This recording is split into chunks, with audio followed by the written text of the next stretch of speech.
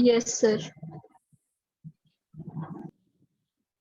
तो कोल्नोस लॉ का सबसे पहला एप्लीकेशन है कि हम वीक इलेक्ट्रोलाइट की लिमिटिंग कंडक्टेंस कैलकुलेट कर सकते हैं इसकी हेल्प से। और यही हमने लास्ट लेक्चर में देखा भी था कि वीक इलेक्ट्रोलाइट की limiting conductance, that is conductance at infinite dilution, हम एक्सपेरिमेंटली या कर्व के एक्सट्रापोलेशन से फाइंड नहीं कर सकते, तो उसे हम कोल्नोस लॉ से फाइंड कर सकते हैं।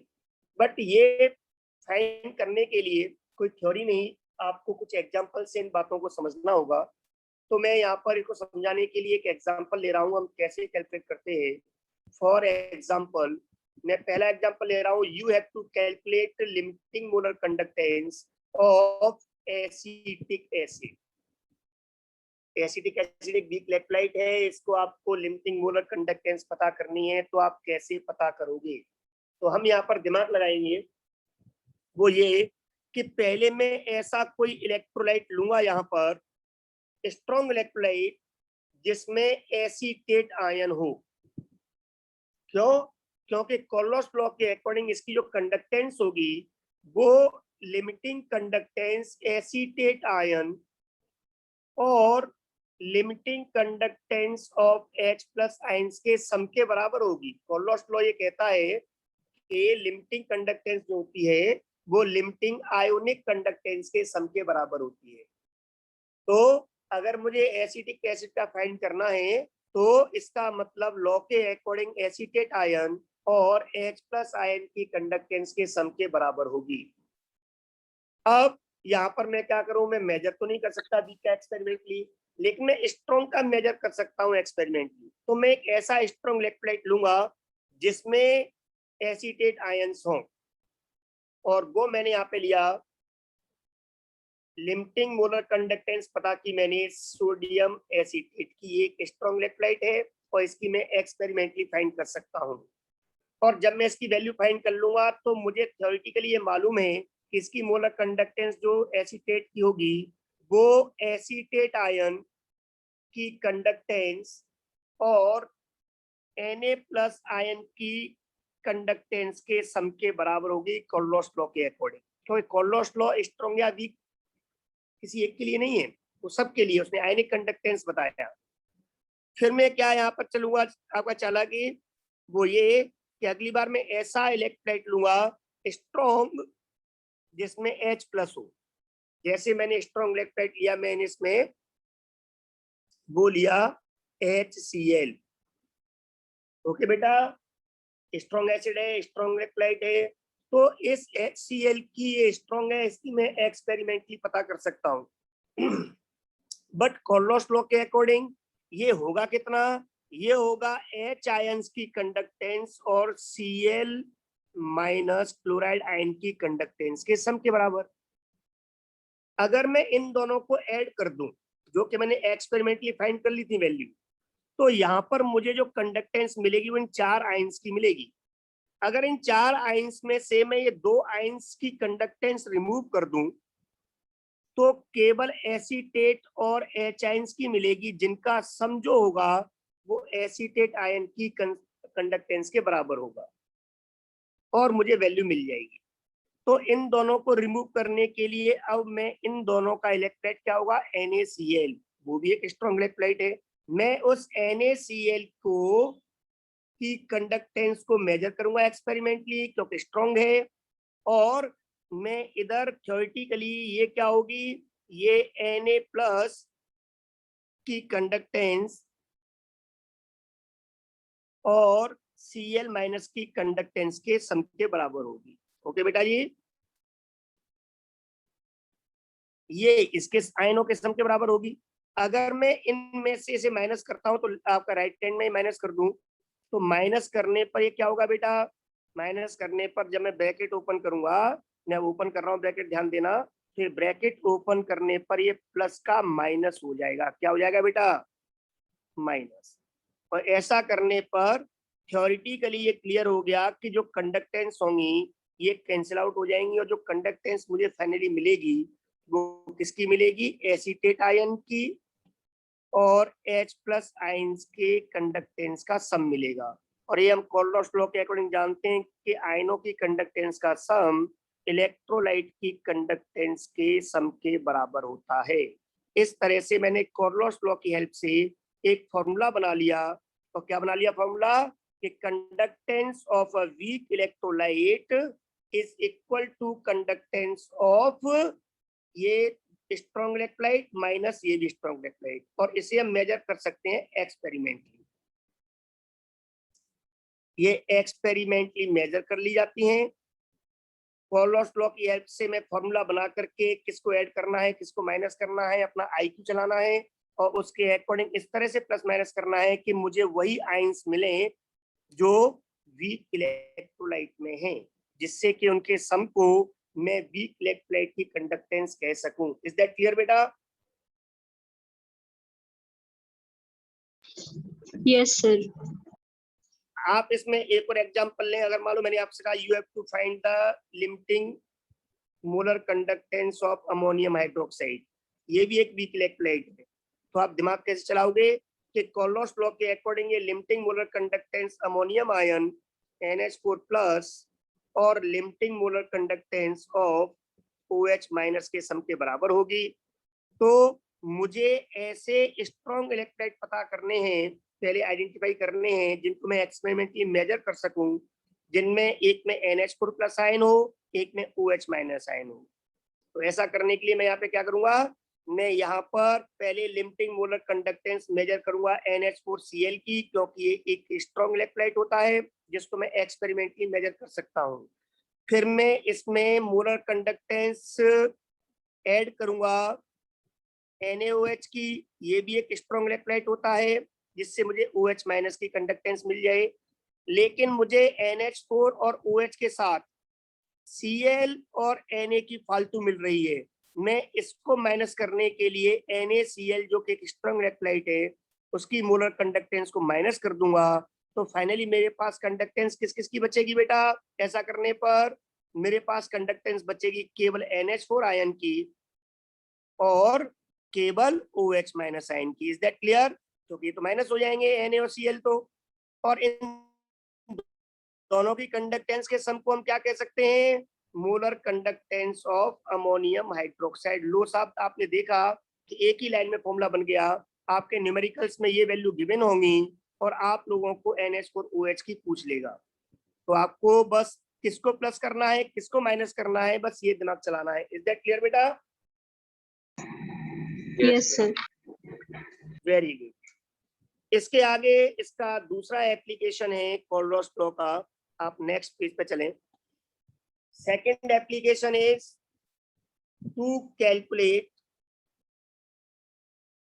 Degree of dissociation. और डिग्री ऑफ डिसोसिएशन किसका कैलकुलेट करेंगे? आपको पता है स्ट्रॉन्ग इलेक्ट्रोलाइट तो 100% आयोनाइज्ड होते हैं, उनके लिए अल्फा ऑलवेज 1 होता है, तो वो तो हमें जरूरत नहीं करने की कैलकुलेट। बट हमें किसका करना है कैलकुलेट? डिसोसिएशन वीक इलेक्ट्रोलाइट का, कि वो कितने % डिसोसिएट हुआ है। इसको हम बोलते हैं, आपको याद होगा, अल्फा, डिग्री ऑफ डिसोसिएशन को, है ना बेटा जी? तो ये हम कोल्डोस लॉ की हेल्प से कैसे कैलकुलेट करें? तो बहुत आसान है, आप थोड़ा सा दिमाग लगाओगे आप समझ जाओगे कि बेटा ये कोई एक इलेक्ट्रोलाइट था जिस समय उसकी कंसंट्रेशन X है उस समय, या C है उस समय, उसकी जो कंडक्टेंस होगी मोलर कंडक्टेंस वो एक्चुअल में प्रोपोर्शनल होगी X that is dissociated amount की। जितना ज्यादा डिसोसिएट हो जाएगा उतने आयंस ज्यादा बनेंगे उसके अंदर, और जितने चार्ज कैरियर्स आयंस ज्यादा होंगे उतना ही उसकी कंडक्टेंस उस कंसंट्रेशन C पर होगी। ओके बेटा जी? लेकिन हम लोग जानते हैं कि कंसंट्रेशन कम करते जाएं और उसको हम इनफाइनाइट लेवल तक डाइल्यूट कर दें, कंसंट्रेशन टेंड्स टू 0 कर दें, तो उस समय मोलर कंडक्टेंस होगी वो उस इलेक्ट्रोलाइट के इनिशियल अमाउंट के प्रोपोर्शनल होगी। क्यों? क्योंकि जितना ज्यादा आप इनिशियली लोगे फाइनली इनफाइनाइट डाइल्यूशन पे उतने ही ज्यादा आयंस बनेंगे, क्योंकि इनफाइनाइट डाइल्यूशन पर जो सब्सटेंस है वो 100% आयोनाइज हो जाता है। जितना लोगे उतने ही ज्यादा आयंस आपको फाइनली मिलेंगे और उतना ही ज्यादा लिमिटिंग कंडक्टेंस ज्यादा मिलेगी आपको। तो ये इनिशियल अमाउंट के प्रोपोर्शनल होगा। ओके बेटा जी? अब हम लोग जानते हैं कि डिग्री ऑफ डिसोसिएशन क्या होता है। डिग्री ऑफ डिसोसिएशन होता है dissociate amount upon initial amount. तो मैं यहाँ से अब ये फॉर्मूला बना सकता हूँ। हेंस मेरे सामने फॉर्मूला बन गया बेटा। Hence degree of dissociation is equal to molar conductance at concentration C divide by limiting molar conductance that is infinite dilution पर कंडक्टेंस। तो आपको याद रखना है कि किसी भी कंसंट्रेशन पर कितना डिसोसिएट हो रहा है। अगर आपको ये पता लगाना है डिग्री ऑफ डिसोसिएशन, तो आपको कंडक्टेंस मेजर करनी होगी। अब बेटा जी इसमें आप कहोगे सर कोलरॉस लॉ का क्या एप्लीकेशन है, तो इसमें कोलरॉस लॉ का एप्लीकेशन समझाता हूँ आपको मैं। किसी भी कंसंट्रेशन पर कंडक्टेंस हम एक्सपेरिमेंटली मेजर कर सकते हैं, भले ही वीक इलेक्ट्रोलाइट हो। अभी हमने एक कर्व ड्रॉ किया था, लेकिन वीक इलेक्ट्रोलाइट के लिए इनफाइनाइट डाइल्यूशन पर conductance that is limiting molar conductance, अभी हमने पहले पॉइंट में एप्लीकेशन में पढ़ा, वो हम लोग कोलरॉस लॉ से करते हैं। बेटा याद आ गया? Yes sir. तो अगर हम कोलरॉस लॉ से हम कैलकुलेट कर लें, ये एक्सपेरिमेंटली कर लें, तो डिवाइड करना है, हमें डिग्री ऑफ डिसोसिएशन मिल जाएगा। और अगर हमें डिग्री ऑफ डिसोसिएशन मिल जाता है तो मैं इसका एक और एप्लीकेशन है, इसका एक और जगह अप्लाई कर सकता हूँ कोलरॉस लॉ को, और वो क्या है, टू कैलकुलेट डिसोसिएशन कांस्टेंट। यहाँ डिसोसिएशन कांस्टेंट से मेरा मतलब इलेक्ट्रोलाइट के लिए हम इसको बोल सकते हैं आयोनाइजेशन कांस्टेंट, क्योंकि आयंस में कन्वर्ट होता है डिसोसिएट होकर के, इसलिए हम डिसोसिएशन को आयोनाइजेशन कहते हैं, और उसके कांस्टेंट को आयोनाइजेशन कांस्टेंट। किसका? Of weak electrolyte. मैं किसी भी वीक इलेक्ट्रोलाइट का आयोनाइजेशन कांस्टेंट भी कैलकुलेट कर सकता हूँ। वो कैसे? आप यहाँ पर एक सिंपल सा फॉर्मूला देखें। ये कोई एक इलेक्ट्रोलाइट है AB, अगर ये आपका टूट रहा है A+ में और B- में, आप ऐसा मान लें, यहाँ पर स्टार्टिंग में आपने इनिशियली जो इसके मोल लिए थे बेटा, वो लिए थे मान लो 1 मोल, जिसकी कंसंट्रेशन थी C। उस समय अभी ये टूटा नहीं है, इनिशियली मीन्स अभी आपने डिजोल्व नहीं किया, 1 मोल लिया बस। अब आपने डिजोल्व कर दिया, डिजोल्व करने के बाद में इक्विलिब्रियम आ गया, मतलब जितना टूटना था टूट गया, जो नहीं टूटना था वो बच गया। मान लो 1 मोल में से अल्फा मोल टूट गए, अगर इतने टूट गए हैं तो इसकी अब कंसंट्रेशन क्या होगी? C1 minus alpha. क्यों? क्योंकि 1 मोल की कंसंट्रेशन C है, तो 1 माइनस अल्फा की कंसंट्रेशन क्या होगी? C into 1 minus alpha. जब अल्फा टूटेंगे इसमें से, तो अल्फा A बनेंगे और अल्फा B बनेंगे, तो इनकी कंसंट्रेशन होगी C अल्फा और इसकी भी C अल्फा। ओके बेटा जी। उस समय यहाँ पर, उस समय इसके इस इक्विलिब्रियम कांस्टेंट को हम एक नए तरीके से लिखते हैं, और उसको हम बोल देते हैं डिसोसिएशन कांस्टेंट या आयोनाइजेशन कांस्टेंट के। तो के क्या होगा? Concentration of products that is C alpha into C alpha divide by concentration of reactant C1 minus alpha. एक C से एक C हम कैंसिल कर दें यहाँ पर, तो ये बन जाएगा इक्वेशन आपके सामने C alpha square by 1 minus alpha. अब मेरे बेटा जी यहाँ पर एक बात थोड़ी सी आपको मैं बता दूं न्यूमेरिकल्स के लिए, ये ध्यान रखना कि अगर कहीं किसी क्वेश्चन में उसने अल्फा ही दिया हुआ है, ठीक है ना, या आपने कैलकुलेट किया अल्फा इस पहले पॉइंट सेकंड के अकॉर्डिंग, और वो अल्फा आपको मिला वो इक्वल और लेस देन 5% मिल रहा है। अब बेटा कितना मिल रहा है? इक्वल और लेस देन 5%। तो उस केस में आप लोग क्या करोगे? 1 माइनस अल्फा को ऑलमोस्ट 1 मान लेना, क्योंकि 5% का मतलब हो गया 0.05 है अल्फा की वैल्यू, आउट ऑफ 100 5% का आ जाएगा। अगर 0.05 या उससे कम है तो आप 1 माइनस अल्फा को, दैट इज 1 माइनस 0.05 को आप ऑलमोस्ट 1 मान सकते हो। उस समय आप फॉर्मूला लगाना ionization constant K is equal to C alpha square only. Okay बेटा, तो आपका अप्रोक्सीमेट आंसर आ जाएगा। Any problem?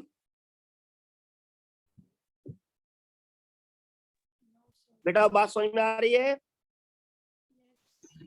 Yes sir.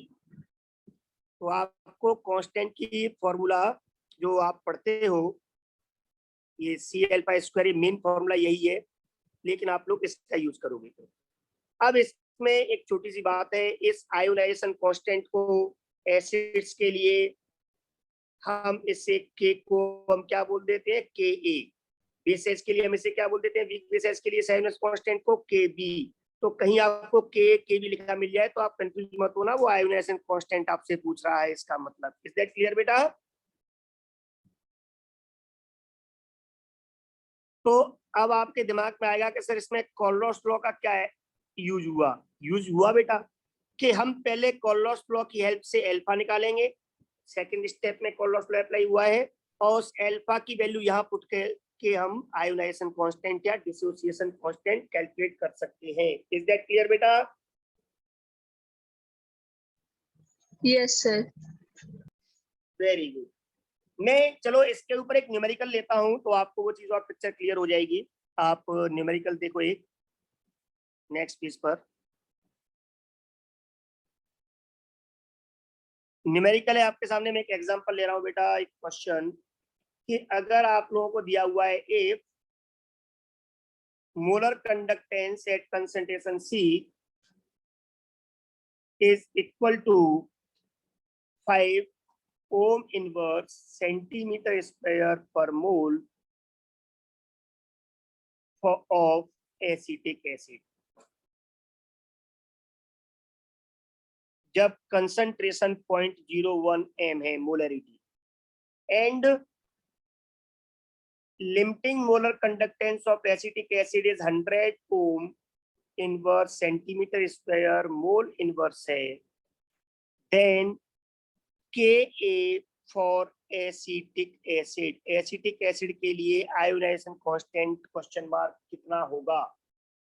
तो आप यहाँ पे क्या करोगे बेटा, आप यहाँ पे सबसे पहले इसके सॉल्यूशन में अल्फा कैलकुलेट करोगे। अल्फा इज इक्वल टू किसी भी कंसंट्रेशन पे molar conductance upon limiting molar conductance. ये आपको दी हुई है 5 अपॉन ये दिया हुआ है 100, ये हो गया 0.05। मैंने कहा था अगर 0.5 के इक्वल या कम हो अल्फा, तो हम फॉर्मूला लगाएंगे के A is equal to, that is ionization constant is equal to C alpha square. C is 0.01 यहाँ गिवन है, 0.01 इंटू अल्फा आपने कैलकुलेट कर लिया 0.05, इसका स्क्वायर आप कैलकुलेट करोगे तो ये 2.5 इंटू 10⁻⁻5 सी की यूनिट आ जाएगी मोल पर लीटर। ओके बेटा? Yes sir. Very good. इसके अलावा हम यहाँ पर और क्या कैलकुलेट कर सकते हैं इसका एप्लीकेशन में, तो आप नंबर 4 में लिखें to calculate solubility and solubility product. Solubility product को हम KSP भी बोलते हैं, सॉल्युबिलिटी को S बोलते हैं, of sparingly soluble salt. Sparingly soluble salt का मतलब होता है जो बहुत कम घुलते हैं। ऐसे सॉल्ट्स की हम सॉल्युबिलिटी और सॉल्युबिलिटी प्रोडक्ट फाइंड कर सकते हैं। तो आप यहाँ पे स्पेशली मेंशन कर लें कुछ बातों को। पहली बात तो यह है बेटा कि स्पेरिंगली सॉल्युबल जो सॉल्ट होता है, स्पेरिंगली सॉल्युबल का मतलब होता है लेस सॉल्युबल, जो कम घुलता है। ओके बेटा? और दूसरी बात आप याद रख सकते हो कि एट इनफिनिट डाइल्यूशन पर देयर सॉल्यूशन, मतलब इन सॉल्ट्स का जो सॉल्यूशन है वो can be considered as saturate solution. इसको हम सैचुरेट सॉल्यूशन मान सकते हैं, और बस यहीं पे हमारी प्रॉब्लम सॉल्व हो गई बेटा। फॉर सैचुरेट सॉल्यूशन कोई भी हो, किसी भी सैचुरेट सॉल्यूशन के लिए उसकी जो मोलरिटी होती है उसी को हम सॉल्युबिलिटी बोलते हैं। ओके बेटा? हो पिक्चर क्लियर हो गई बेटा? Yes sir. हम लोग ये जानते हैं, हम ये पढ़ चुके हैं कि molar conductance is equal to kappa into 1000 by molarity हमने पहले वीडियोज में पढ़ा, रिलेशन एस्टैब्लिश किया।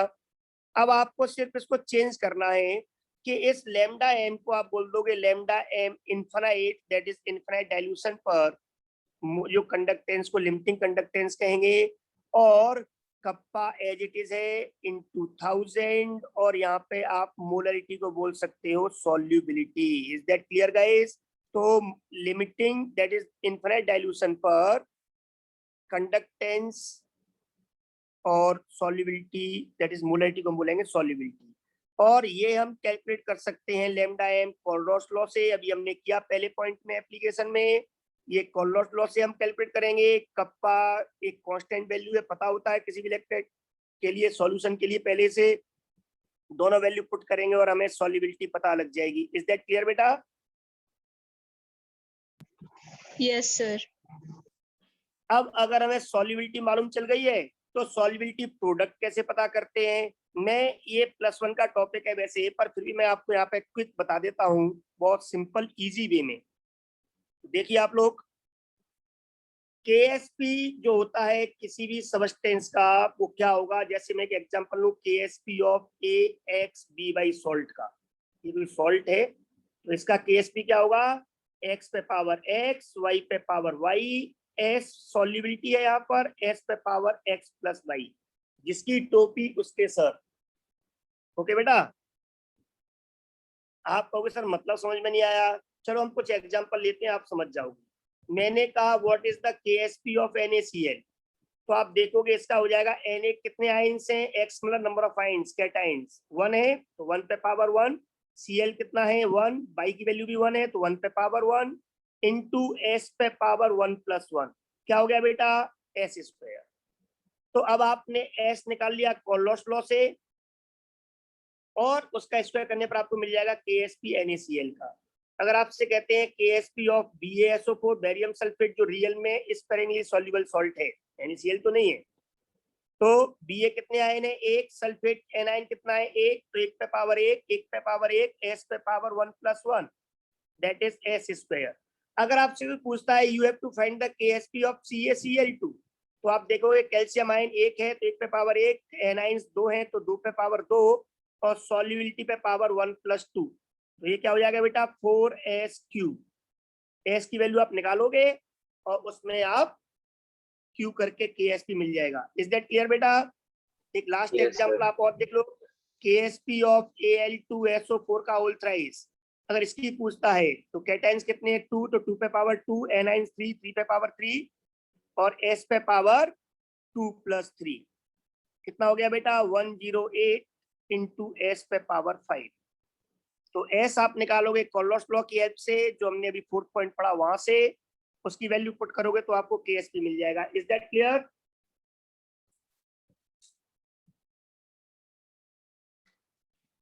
ओके बेटा? Yes sir. Very good. इसके अलावा हम यहाँ पर एक और एप्लीकेशन इसका देख सकते हैं, और वो एप्लीकेशन है बेटा, वो ध्यान से देखना, नंबर 5 के एक +1 में एक पॉइंट आता है, नहीं पढ़ाओ तो भी घबराना मत, कोई दिक्कत नहीं है, आप बस यहाँ पे ध्यान दें, नाम सुना हो तो आपको याद आ जाएगा। To determine ionic product of water.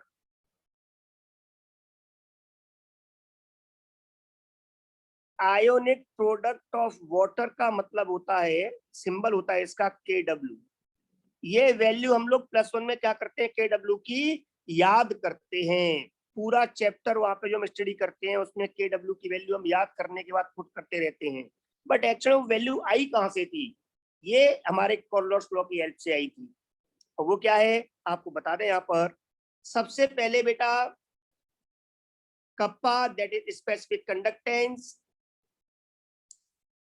limiting molar conductance of H plus ion and limiting molar conductance of OH minus ion are measured experimentally। ये तो एक्सपेरिमेंटली मेजर कर लिए गए थे, और ये वैल्यू कितनी आई थी? एंड दीज आर, ये वैल्यूज आपको मैं लिखवा रहा हूँ। इसकी कप्पा की जो वैल्यू आई थी वो आई थी 5.5 इंटू 10⁻⁻8। और बेटा कप्पा जो है उसकी यूनिट क्या होती है वो आपको पता है, साइमन मीटर इनवर्स या साइमन सेंटीमीटर इनवर्स, मतलब ओम इनवर्स सेंटीमीटर इनवर्स, याद आ रहा है? Yes sir. Very good. इसके अलावा molar conductance H plus ion की वो मिली थी 349.8 Simon centimetre square mole inverse, that is 1 mole H ions की। एंड OH आयन की जो मिली थी एक्सपेरिमेंट की वो वैल्यू मिली थी 198.5 Simon centimetre square mole inverse. ये वैल्यूज पहले एक्सपेरिमेंटली कैलकुलेट की गई, और जब कॉलोस लॉ आ गया तो उस कॉलोस लॉ की हेल्प से हमने फॉर्मूलों को एक्सचेंज करके ड्राइव करके इन वैल्यूज को पुट करके हमने आयनिक प्रोडक्ट ऑफ वाटर कैलकुलेट कर लिया। ओके बेटा जी? Yes sir. अब देखो वो कैसे कैलकुलेट किया, चालाकी देखो आप। यहाँ पर सबसे पहले उन्होंने निकाला मोलर कंडक्टेंस, और वो निकाली इन्होंने मोलर कंडक्टेंस क्या होती है, kappa into 1000 divide by molarity. मेरे बेटा जी आप ध्यान देना कि पानी की नॉर्मल कंडीशन में मोलरिटी कितनी होती है, आपको सॉल्यूशन चैप्टर में मैंने ड्राइव करवाया था, आपको याद होगा। मैंने बताया था मोलरिटी ऑफ वाटर H2O की इज इक्वल टू 1000/18, जिसको हम लोगों ने 55.5 m कहा था, याद आ रहा है बेटा? Yes sir. Very good. तो मैं यहाँ पर वही वैल्यू अगर पुट कर दूं बेटा तो क्या हो जाएगा, कप्पा इंटू 1000 डिवाइड बाय 1000/18। ये 1000 कैंसिल हो जाएगा, 18 ऊपर पहुंच जाएगा, और ये हो जाएगी आपके सामने वैल्यू 18 इंटू कप्पा। ये आपको क्या मिल गई, मोलर कंडक्टेंस। ओके बेटा जी?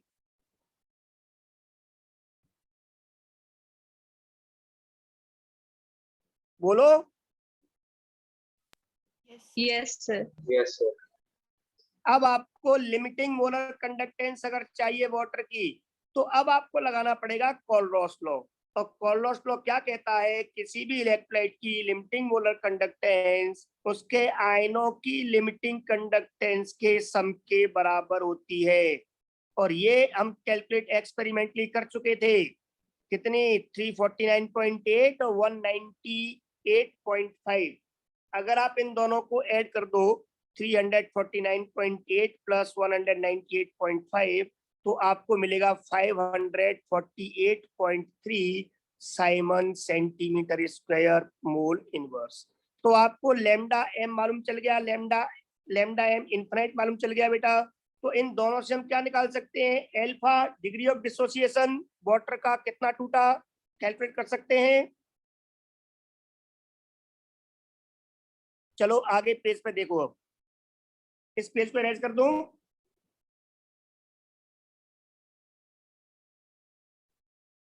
बेटा इरेज कर दूं? Yes sir. Yes sir. तो देखो ध्यान से, वाटर जो है वो कैसे डिसोसिएट होता है, वाटर ऐसे आयोनाइज होता है H प्लस में, OH माइनस में, है ना बेटा? तो हमें पता है अगर इसका स्टार्टिंग में आपने इनिशियली जैसे हम करते हैं 1 मोल लिया, इसका अभी नहीं टूटा, अब मान लो इक्विलिब्रियम पर इतना टूटना था, टूट गया, मान लो एल्फा टूट गया, तो ये एल्फा एल्फा बन जाएगा बेटा, है ना? और अगर इसकी कंसंट्रेशन जब 1 मोल था तब C थी, तो अब इसकी कंसंट्रेशन क्या होगी, C1 माइनस एल्फा, इसकी C एल्फा, इसकी C एल्फा। और आयनिक प्रोडक्ट का मतलब होता है बेटा जी KW, that is ionic product का मतलब होता है product of the concentrations of ions. Product of the concentrations of ions is called ionic product. Is that clear?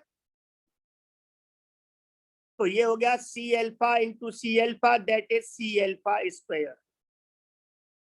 Okay बेटा? अब आपको मालूम है कि एल्फा क्या होता है, ये आप निकाल सकते हो, लेमडा एम किसी कंसंट्रेशन पे upon lambda m infinite dilution पर। लेमडा एम किसी भी कंसंट्रेशन पे आपने कैलकुलेट किया 18 इंटू कप्पा अभी, और लेमडा एम आपने कैलकुलेट किया 548.3। ओके बेटा? अब ये वैल्यूज हम यहाँ पर कैरी फॉरवर्ड करें तो एक बार हम यहाँ पे वैल्यू पुट कर लेते हैं 18 इंटू कप्पा अपॉन कप्पा की वैल्यू पुट करनी है। और एक चीज थोड़ी सी और याद रहेगी, ये इसका होल स्क्वायर होगा, सी एल्फा का whole square, C alpha into सी एल्फा। ओके बेटा, तो यहाँ पर 18 इंटू कप्पा की वैल्यू हम यहाँ पे पुट कर दें तो वो कितनी है? कप्पा की वैल्यू अभी हमने कैलकुलेट की थी बेटा, उसमें दी हुई थी, कितनी वैल्यू थी? 5.5 10 पे पावर -6, याद आ रहा है? Yes, sir. 548.3 ये एल्फा आ गया। अब मैं यहाँ पे निकाल लेता हूँ सी एल्फा। सी एल्फा कितना होगा? सी कितना है? सी है 1000/18। अभी याद आ गया आपको? Molarity of water, that is concentration of water है, वो इतनी ली थी अभी हमने। तो सी की वैल्यू पुट की इनटू, अब मैं यहाँ पे एल्फा की वैल्यू पुट कर देता हूँ, वो कितना आ गया है? 18 इंटू 5.5 इंटू 10 पे पावर -6। मैंने कहा है कि जब तक कैलकुलेशन आगे चल रही है आप हर स्टेप पे कैलकुलेट मत किया करो, लास्ट तक पहुंचते पहुंचते आसान हो जाती है। देखिए 18 से 18 कैंसिल हो गया। मैं यहाँ पर अगर इसकी बात करता हूँ, वैल्यू आई थिंक मैंने गलत लिख दी, वैल्यू मैंने गलत लिख दी बेटा। एक बार आप -8 इसकी -8 है सर। नहीं बेटा, ये वैल्यू थी वो थोड़ी सी बाई मिस्टेक गलत हो गई, वो 5.5 इंटू 10 पे पावर -8 लिखवाई, अगर लिखे आप लोग बेटा, ये लिखवाई थी क्या? 10 to the power -8 लिखा है सर। ओके ओके ओके, फिर तो ठीक है। तो ये -8 यहाँ कर देता हूँ मैं इसे।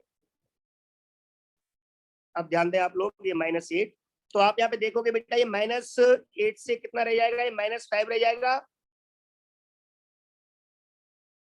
है ना बेटा? Yes, sir. और मैं अगर इसको लिखूं 5.5 अपॉन 5.483 तो मैं इसको 10 पे पावर -7 कह सकता हूं, 2 पावर और कम कर दूंगा इसकी वजह से।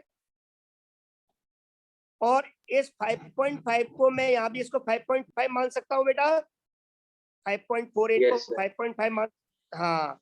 तो मैं यहाँ पर इसको बेटा ऑलमोस्ट 1 इंटू 10 पे पावर -7 कह सकता हूँ सी एल्फा को।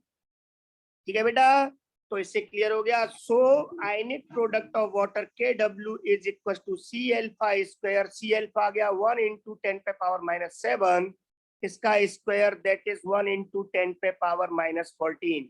और हम KW की इस वैल्यू को +1 में आयनिक इक्विलिब्रियम में याद करके यूज करते रहते हैं पूरे चैप्टर में। इज दैट क्लियर बेटा? Yes, sir. Very good.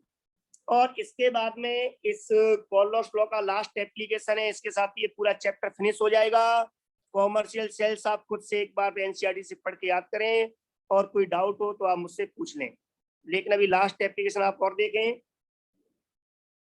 7th इसका एप्लीकेशन है टू डिटरमाइन।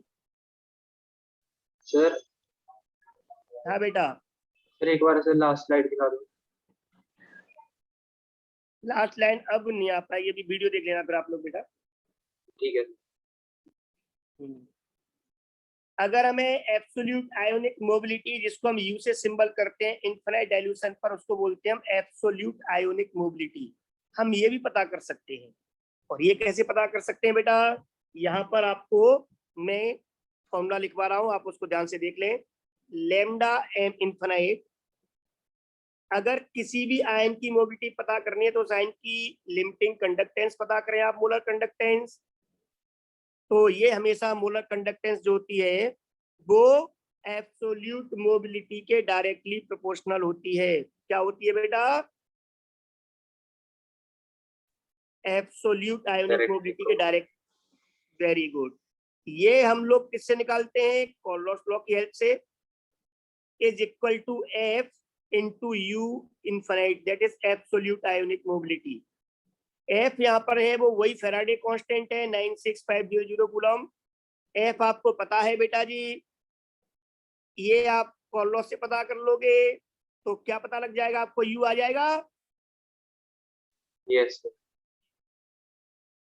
Very good.